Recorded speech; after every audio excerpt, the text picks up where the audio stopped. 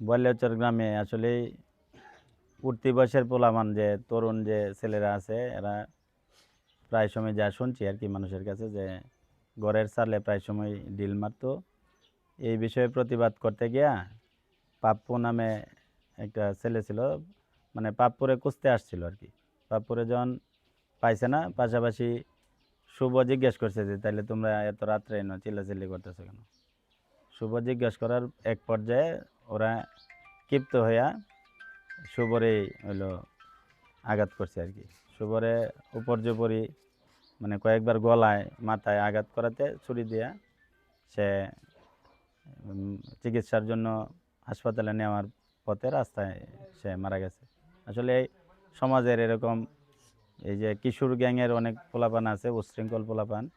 এটা এই আজকে শুভ মারা গেছে, শুভ মারা যাওয়ার পরে যাতে এই মার্ডারই যাতে শেষ মার্ডার হয় আর কি। এটা আমাদের আইনশৃঙ্খলা বাহিনীর যারা ঊর্ধ্বতন কর্মকর্তা আছে, বিশেষ করে আমাদের সুযোগ্য এসপি মহোদয় আছে, হোসেনপুরের সার্কেল ওসি সাহেব আছে, ওনাদের সমন্বয়ে এটা সুষ্ঠু তদন্তের মাধ্যমে যারা প্রকৃত দোষী তাদের যেন সর্বোচ্চ শাস্তি হয়। মানুষ যাতে দেখে যে না, খারাপ আচরণ করলে এটা জঘন্য একটা অপরাধ করলে যাতে তার এটা সর্বোচ্চ সাজা হয় যাতে।